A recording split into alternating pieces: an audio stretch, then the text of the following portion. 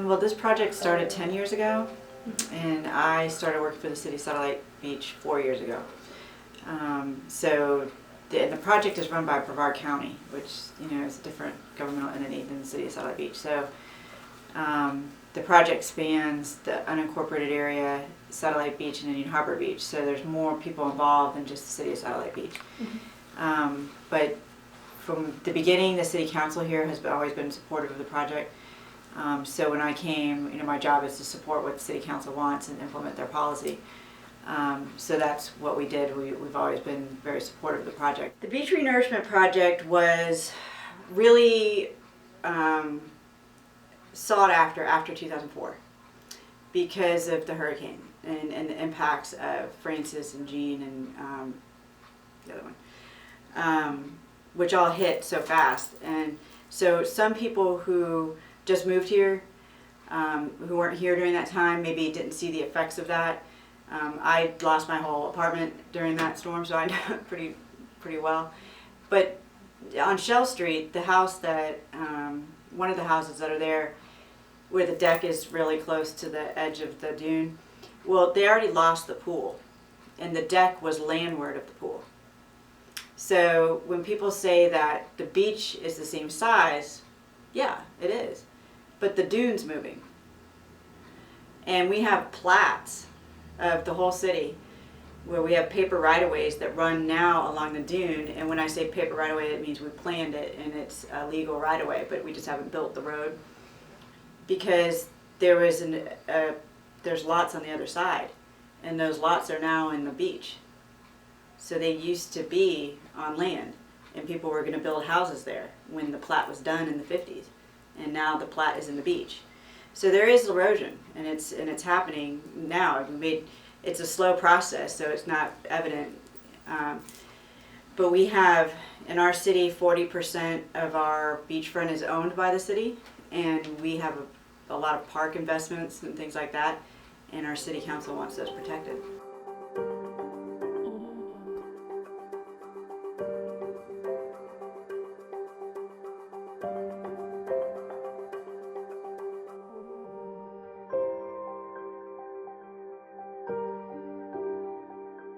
I go to my beach, Sunrise Beach, right by, just north of Sun on the Beach. And I took my walk, and I noticed the barge out in the water, and I'm thinking, what is that, And I walked up to one of the, I think it was DeSoto access, and I seen the sign. They had a sign up there, and I kind of read about it briefly. And then when I got home, I watched videos and read more about it. Girl, I was devastated. I was crying the first 2 days, my husband, he's like, I can't believe you're crying over this, but it hit home real hard, and I'm sure tons of people feel the same way. And the next day, I woke up feeling like, a family member had passed away, like that empty feeling, And that's when I just thought, okay, what can I do? I have tons of pictures of the reef, so I decided to throw it in an album, tell all my friends on Facebook, like, hey, share it if you feel like it, this is going on, a lot of people don't know about it, and then I don't know, the awareness just started spreading, and I thought it was just a long shot. I was just doing what I could. And then it was around, I think it was Monday, the petition started.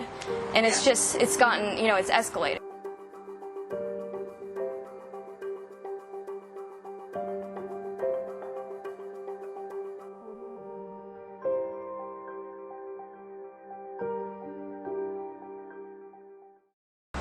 Okay, the petition, I just checked it before I met up with you guys, and we're at 3,000, almost 3,400 supporters, which is amazing considering it started Monday, and I remember telling my husband I was freaking out when we almost hit 1,000. So, and it was cool because I didn't start the petition. This woman, Karen Weber, or Weber, I don't want to pronounce her last name, but Karen Weber started it and used my photos, so I was really stoked on that, trying to help any way I could. And that's how that got started. And there's so many supporters. A lot of people that live on the beaches are against, they want to proceed with the project, but everybody else in the community just feels the exact same way I do. It's understandable because I think a lot of people react to a lot of misinformation. In the petition that went out, everything in there was incorrect. There wasn't one statement in there that was correct. And so when you're signing, when you read that, I would, if I didn't know what I know, I probably would have signed it too. Because I would have been, wow, that's terrible, and signed that. But the funding source was incorrect, the timing was incorrect. The fact that they wrote that the jetty has no impact on the erosion is incorrect. There was a major lawsuit that was won based on that fact, so that issue's been well studied and established.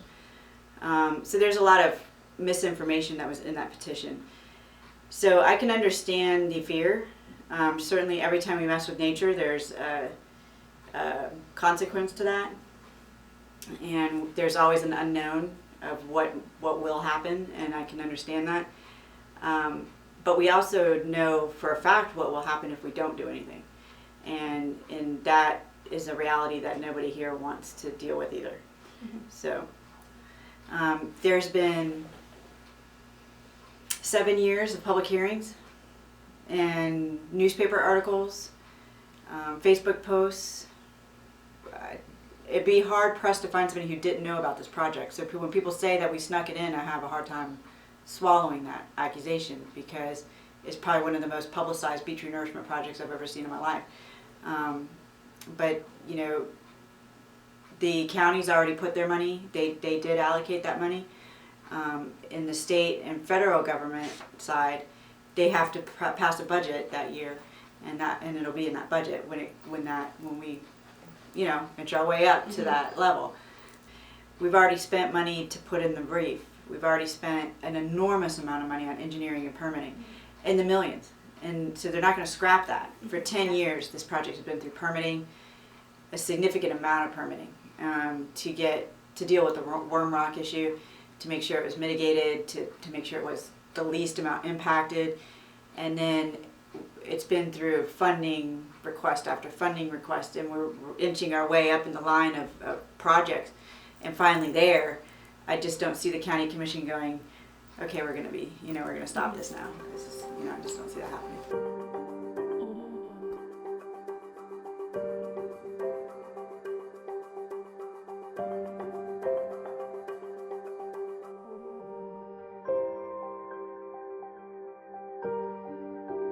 I feel like it's a big chunk of our hometown. You know, it's like the heart of the beach, I see it as.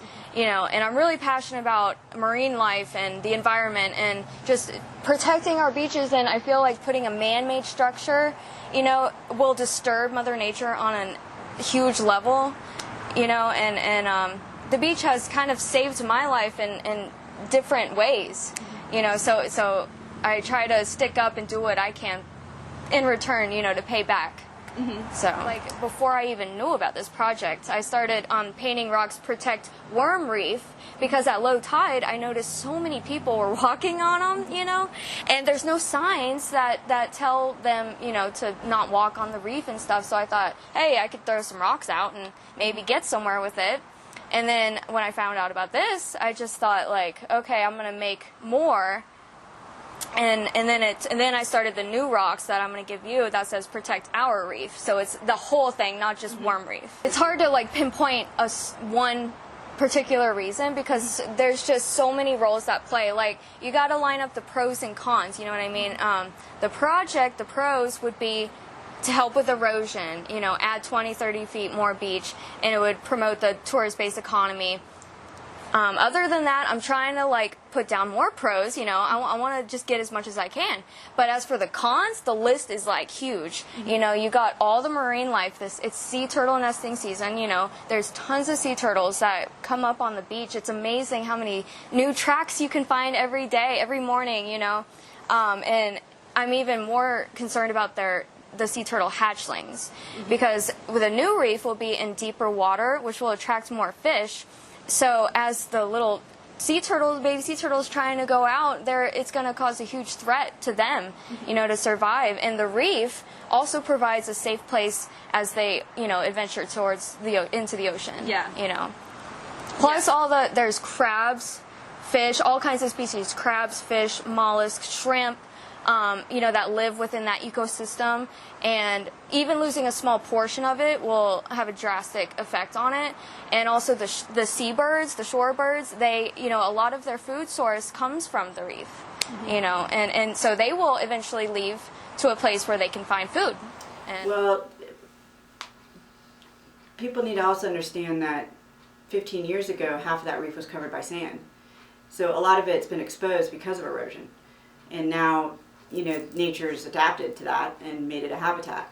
So, just like, the DeSoto Canal isn't a natural habitat for manatees, but when we do a stormwater project there, we have to mitigate for the impacts to that habitat, even though, 20 years ago it wasn't. So nature adapts to, the issues that presented to it. So I don't see that being an issue personally. I think, nature will adapt again when we change that. And again, people need to also realize it's 10% of that whole reef that will be covered. And 15 years ago, it was definitely more than 10% that was covered. I mean, I remember walking on there, and the amount of reef that was exposed back then when I was a kid was completely different than what's there today. And also the surfers, of course, are concerned, and a bunch of fishermen. When I first found out Friday, I was leaving in my car, and a guy asked me, do you know what's going on? And he checks the beach every day. Like, he's a beachgoer.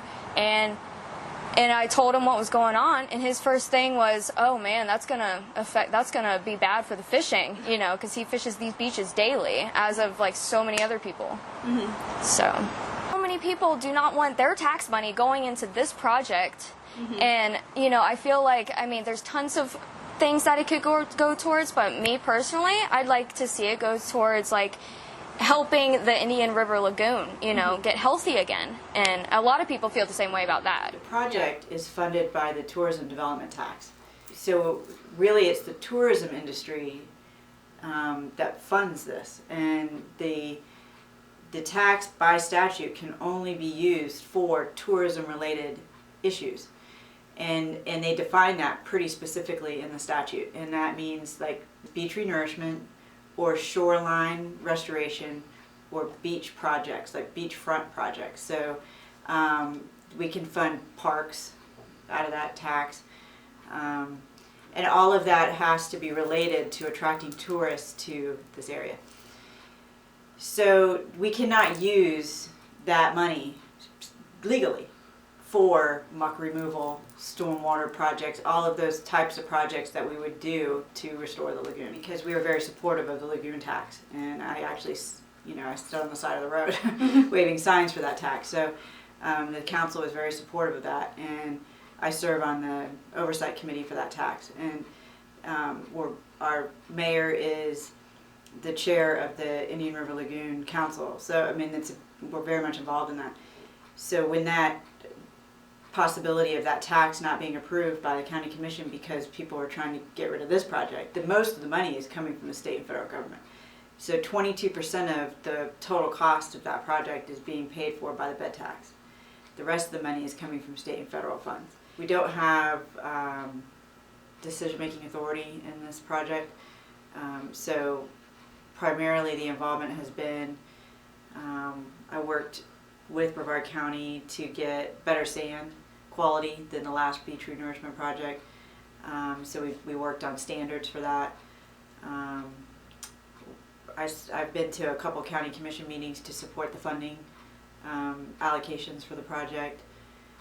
And I've been to another county commission meeting to dissuade the idea of stopping this project to fund the lagoon and not do a lagoon tax. So that was a big deal for us. I'm worried about, the quality of the sand. I think when we had that's another point too, is when people talk about how we haven't had any erosion. Well, for the last 12 years, we've been doing dune renourishment projects for 12 years. So we haven't had any erosion because of that. So if we didn't do anything, people would definitely notice. So that's another issue that people forget, that we've been doing beach renourishment projects for 12 years now. This one's just a bigger one. It's supposed to be more lasting and more permanent. So we're worried about the quality of sand largely because of the last one. The last one, people, I could see it when I went to the beach. You could see the cloudiness of the water. So we kind of asked and really demanded that the sand quality be better, that it be washed, that it